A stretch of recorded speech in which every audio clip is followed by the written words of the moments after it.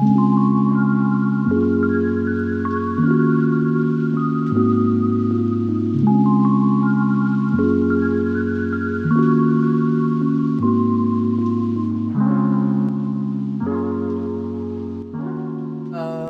here comes a little monster. Oh, here comes several monsters. Kaiju. No, thank you.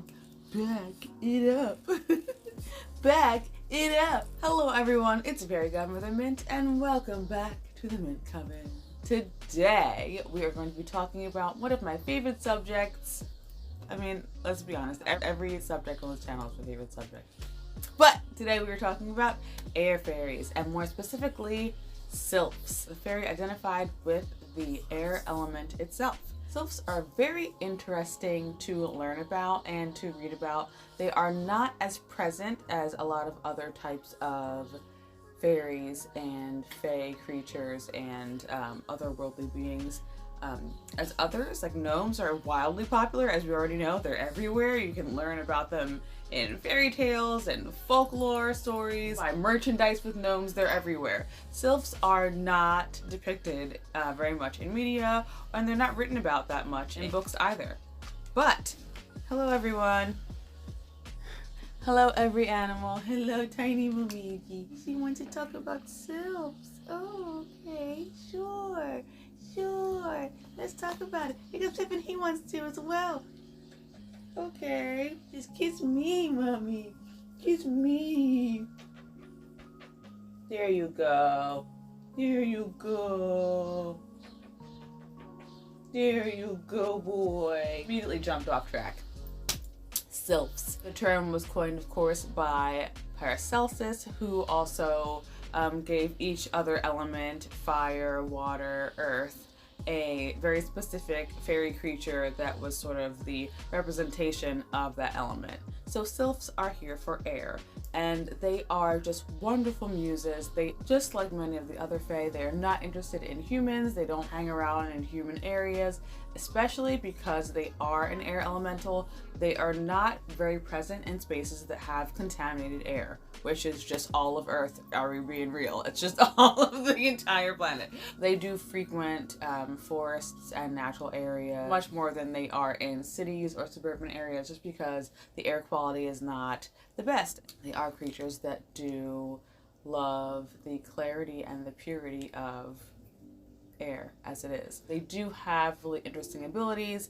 They can transform into many other things that have to do with air or wind. Sylphs can turn into vapor. They can turn into wind and clouds. They can even change or control the weather. They do have the ability to purify the air. It's something that I find really interesting is the way that they are depicted, because they are depicted in lots of different ways. Of course, there is that humanoid sort of fairy with, you know, the dragonfly wings instead of the butterfly wings or the classic fairy wing.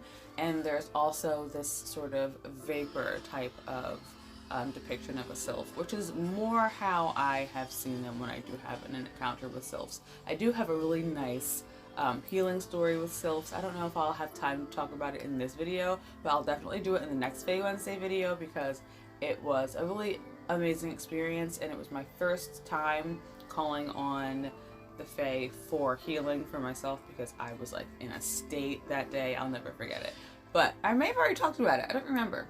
Yeah, the way that they are seen a lot of the time is as vapor, or as sort of a ghostly kind of shadow, which is how they are spoken about a lot in text. And Shakespeare wrote about sylphs, or not, he didn't use the term sylph specifically, but he did talk about a very airy, very vapory type of fae creature that came in and sort of wisped its way into the scene, you know. Very flowy, very floaty, just kind of like insubstantial. They are often mistaken for ghosts. That is something that people will come up with a lot. They say that they see a ghost, or they've seen something in the forest, especially when they are, you know, wandering in the forest or lost in the forest, and you see this like airy shape, this like vapory sort of shape, and you're like, oh, it's a ghost, a forest ghost. This is why whenever people ask me about how I know that something that I've seen or had an encounter with was a part of the Fae realm and not something else, it's because when you are like deep into or fully kind of like fixated into the fairy faith, everything that is spoken about as like a demon or a monster or, you know, a ghost or anything like that can be explained as being a fairy creature. So to me and to a lot of other people, those experiences that people have are experiences with the fae. They have been, you know, demonized and given other names and all sorts of things. Just like when we talk about having fairy creatures and meeting fairy creatures in other places like the US or, you know, in South America, and people get really confused because they believe that fairies are only from Europe, which is not true. It's just everyone around the world speaks different languages and they have different names for things and they have different descriptions for things. Even though you may see something and think it's a ghost, someone of the fairy faith will see it and say that's a sylph, you're talking to a sylph, or that's a wisp, or that's something else. So it's just, it really depends on who you're talking to, and it depends on what your faith is. And I don't even know where that sentence came from or what I was talking about before that. Mind just starts piling up the information and I'm just like, what direction am I going in? Which is hilarious because sylphs and air elementals are in charge of communication as well as creativity.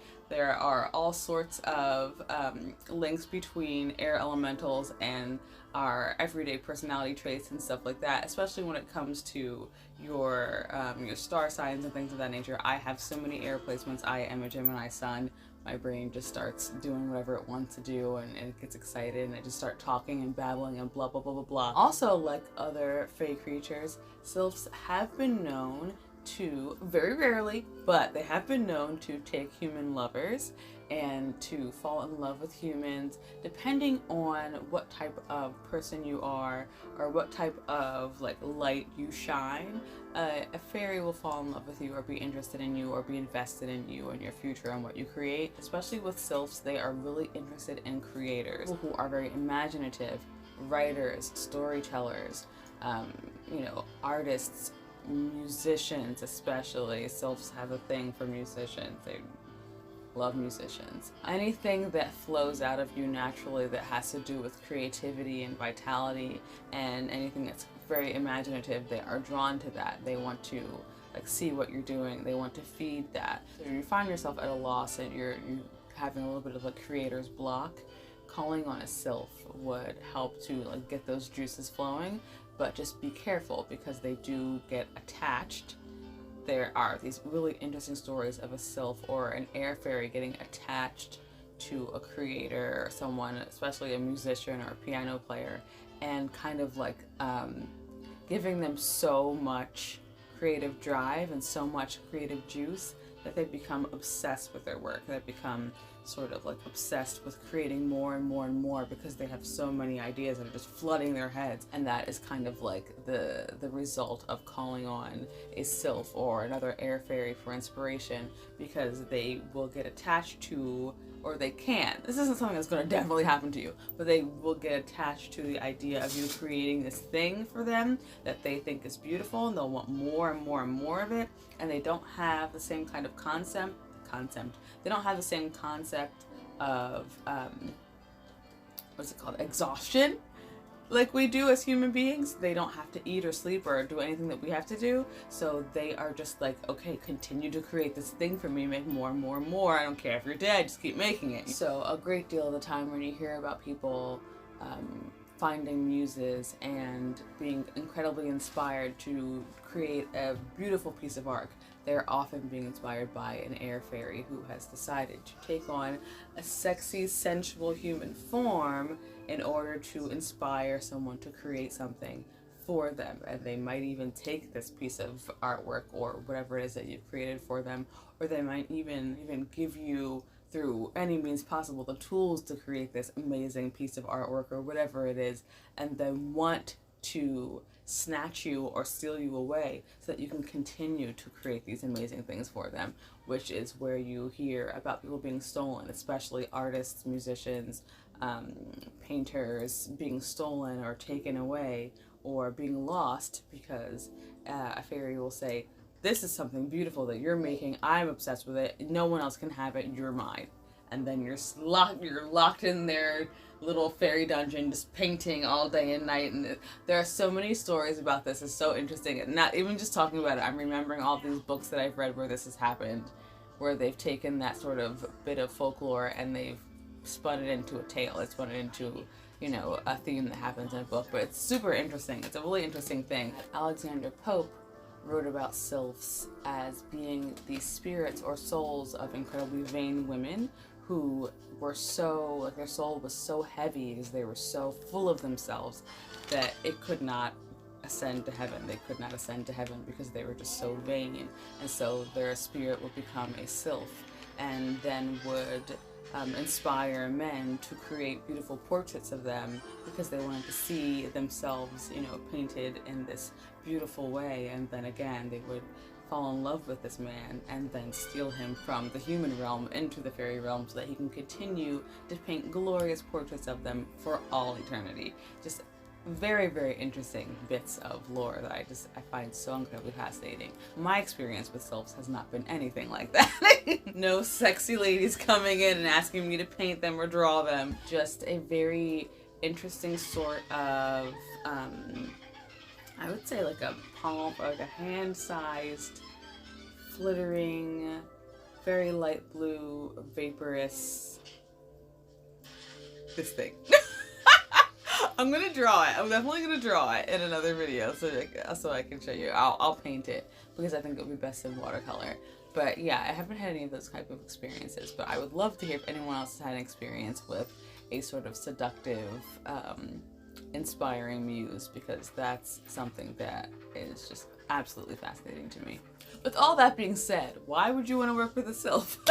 It sounds like they are soul stealers, but there are so many ways that people write about the Fae that paint them in a really negative light, and that is for a very specific purpose. I think for a lot of people, they like to paint different creatures and different spirits in a negative light in order to explain away their own sins. And we all know that that's been done millions of billions of times, and it's still done today, where people, they demonize a certain person or a certain type of person or a certain spirit or entity in order to explain away or in order to feel forgiven for their own sins, you know, which is just absurd. But my experience with sylphs has been very, very healing and very pure, so I hope to share that with you guys in the next video. Just like with any other type of Fae creature, you want to set boundaries. If you are working in a creative field or in any kind of creative light and you would really like a little burst of, you know, energy, a little bit of creative juice flowing, you can call on a sylph. You can create a sylph candle. You can do any kind of magic that you want to do to draw them in. They do, like I said before, prefer a natural area. So if you can do this ritual out in a natural area, that'd be great. And just call on them make sure you set your boundaries and call on them to give you a certain amount of creative flow. Be very specific about what you need, what you're asking for. Be very specific about the medium that you're working with and what it is that you want to achieve. And don't leave anything open-ended. Just make sure that you're very specific about what you need. And when it comes to a healing capacity, I would do the same thing. They can be incredibly healing, especially for anything that has to do with air and oxygen in the body, oxygenating blood, detoxifying your body, detoxifying your lungs. Like, there are so many different things that an air elemental can do for you and for your space. I like to call on sylphs when I'm cleansing as well, because I like to cleanse, like I said, with song and with air, and of course song comes through your lungs and out your mouth, so cleansing your home with sylph energy is really wonderful. There are lots of different things that you can do with them. Just be very careful, like I said, and set boundaries, and just understand that just like an air sign, sylphs can be very fickle. They can decide that no, they don't want to work with you, they aren't interested in working with you. But if they do show up for you and they decide they want to work with you, you can see signs of them through any winged creature.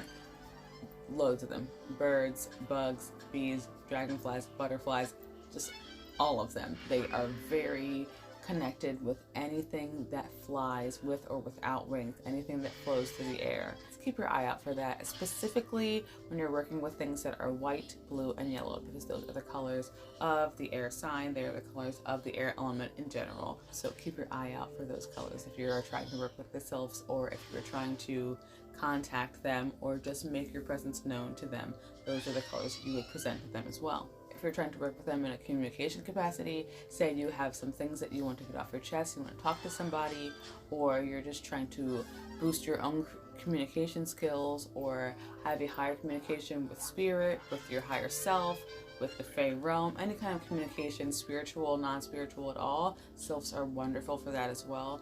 And that is something that I think they enjoy doing because they like for things to be open and to be pure. They really are super into truth. Not like any creature isn't, but they are really into truth and being honest. Honesty is really important to them. And if you're willing to be very honest with yourself and with other people, they can help to facilitate that, the flow of honesty from your lips and the flow of honesty from other people's lips as well, if you know what I mean. So there are loads and loads of different reasons why you would want to work with a Sylph or an air fairy in general. And of course, in the next videos, I'll get into more specific air fairies aside from Sylphs and what their speciality would be when you do start to work with them, if you do decide to work with them. Like I said, they're extremely playful, they're extremely fickle, they have a very independent sort of mind of their own. Think of a Gemini. Think of the most Gemini person you've ever met in your life. And that's the personality of a Sylph, but without any kind of human emotion, human morality, human attachment whatsoever. So just an incredibly free spirit in the most pure way that term can be used.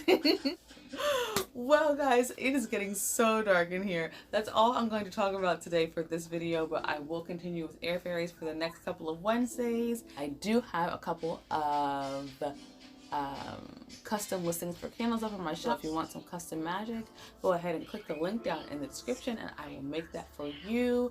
Otherwise, I hope you're all having a beautiful, wonderful evening. Kiss all your pets on their little foreheads. Boop all their snoots. Look at yourself in the mirror and say, man, I am gorgeous. And have a great evening. Mwah!